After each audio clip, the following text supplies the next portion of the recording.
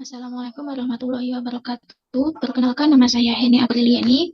Di sini saya akan mempresentasikan hasil scoping review dengan judul pengaruh peran orang tua dalam pemberian pendidikan seks remaja. Yang pertama ada bab 1 pendahuluan yang diawali dengan latar belakang. Pendidikan seks pada anak usia dini menjadi penting mengingat banyaknya kasus-kasus yang terjadi mengenai tindak kekerasan seksual terhadap anak. Tetapi kebanyakan yang terjadi di lapangan justru orang tua bersikap apatis dan tidak berperan aktif. Banyak orang tua yang beranggapan bahwa pendidikan seks akan diperoleh anak seiring berjalannya usia ketika ia sudah dewasa nanti. Mereka lebih mempercayai lembaga sekolah seperti institusi yang terkait untuk menyampaikan pendidikan seks kepada anak-anaknya. Permasalahan lain yang muncul adalah kurangnya pendidikan orang tua terhadap kebutuhan anaknya sendiri dalam menghadapi tuntutan zaman yang semakin berkiblat ke arah barat menjadi faktor utama belum tercapaikannya pendidikan seks terhadap anak usia dini di lingkup keluarga. Yang kedua ada pertanyaan scoping review. Tinjauan scoping review ini bertujuan untuk mengetahui peran orang tua dalam pemberian pendidikan seksual pada remaja. Di negara berkembang, untuk keperluan scoping review bertujuan untuk mengelompokkan literatur pada topik partisipasi orang tua dalam pemberian pendidikan seksual di negara berkembang dan mengidentifikasi konsep-konsep kesenjangan dalam scoping review dan sebagai sumber bukti guna menginformasikan praktik dan kebijakan tentang partisipasi orang tua. Pertanyaan reviewnya adalah bagaimana peran orang tua dalam pemberian pendidikan seksual pada remaja. Untuk framework PICO, yang populasinya adalah parents, interventionnya adalah pemberian pendidikan seks, comparisonnya tidak diketahui, outcome-nya peningkatan peran orang tua dalam pemberian pendidikan seks pada remaja. Berdasarkan kerangka pertanyaan di atas, maka pertanyaan scoping review yaitu apakah ada pengaruh peran orang tua dalam pemberian pendidikan seks remaja. Selanjutnya, tujuan scoping review untuk mengetahui pengaruh peran orang tua dalam pemberian pendidikan seks remaja.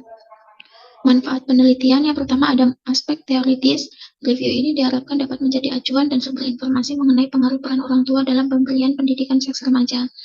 Aspek praktis yaitu review ini berguna bagi tenaga kesehatan dalam memberikan informasi terkait pengaruh peran orang tua dalam memberikan pendidikan seks remaja.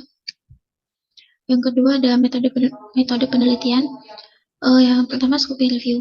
Metode yang digunakan dalam review ini menggunakan metode scoping review. Framework yang digunakan dalam review ini menggunakan framework dari Arce dan O'Malley 2005.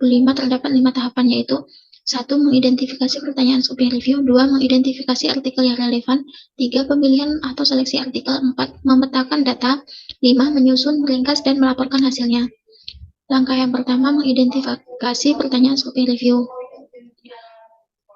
Untuk populasinya yaitu parents, Greybeard, Ulster, Fossil, exposure-nya provision of sexual education, outcome-nya increasing the role of parents in providing sex education to adolescents. Berdasarkan framework PEO di atas, pertanyaan scoping review ini adalah untuk mengetahui apakah ada pengaruh peran orang tua dalam pemberian pendidikan seks remaja.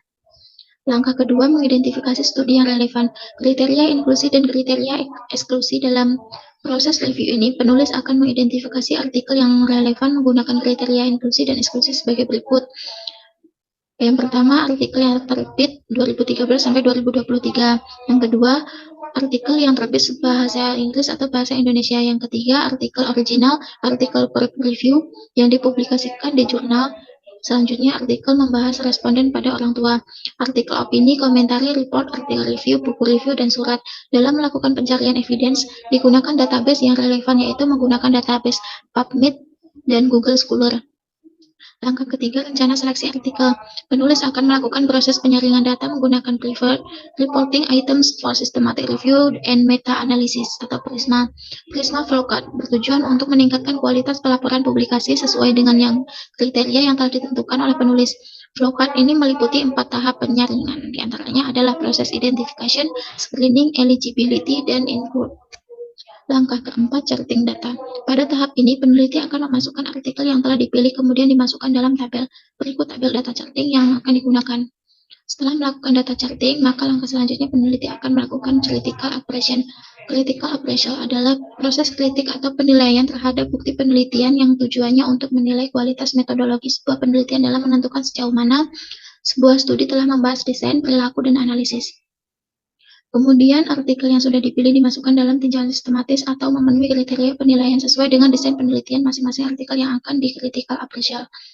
Untuk menilai kualitas artikel yang masuk pada tahap critical appraisal, penulis akan menggunakan grade A, B, dan C untuk membedakan kategori artikel yang masuk dalam kategori baik, grade A, cukup baik, grade B, dan kurang baik, grade C. Setiap poin penilaian akan dinilai dalam rentang poin 0 atau tidak ada, 1 kurang jelas, 2 ada tapi tidak lengkap, dan 3 lengkap. Berikut ini adalah daftar periksa penilaian kritis GPI untuk analisis cross-sectional studies. Yang pertama ada jurnal 1. Di sini pertanyaannya, apakah kriteria untuk dimasukkan ke dalam sampel ditentukan dengan jelas? Jawabannya ya. Apakah subjek penelitian dan latarnya dijelaskan secara rinci? Jawabannya iya. Apakah paparan diukur dengan cara yang valid dan reliable? Jawabannya iya. Apakah kriteria standar yang objektif digunakan untuk pengukuran kondisi? Jawabannya iya. Apakah faktor perancu diidentifikasi? Iya. Apakah strategi untuk mengatasi faktor pembaur atau variabel pengganggu telah disebutkan? Tidak. Apakah hasilnya diukur dengan cara yang valid dan reliable? Iya. Apakah analisis statistik yang tepat digunakan? Iya. Nah, selanjutnya ini ada jurnal kedua. Untuk pertanyaannya, apakah kriteria untuk dimasukkan ke dalam sampel ditentukan dengan jelas? Iya. Dan pertanyaan, apakah subjek penelitian dan latarnya dijelaskan secara rinci? Iya. Apakah paparan diukur dengan cara yang valid dan reliable? Tidak. Apakah kriteria standar yang objektif digunakan untuk pengukuran kondisi? Iya. Apakah faktor perancu diidentifikasi? Iya. Apakah strategi untuk mengatasi faktor pembaur telah disebutkan? Tidak jelas. Apakah hasilnya diukur dengan cara yang valid dan reliable? Tidak. Apakah analisis statistik yang tepat digunakan? Iya. Saya kira cukup sekian presentasi dari Scoping Review penelitian saya. Saya ucapkan terima kasih. Wassalamualaikum warahmatullahi wabarakatuh.